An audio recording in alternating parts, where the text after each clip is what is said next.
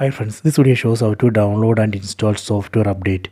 Please don't forget to subscribe this channel. Please like and share the video. First go to settings, tap on the settings app icon. Go down, go to system, tap here. Go to system update, tap here. See, it's checking for update. See, it says there is an update, system update available. Here we can see what is included in this update. New features.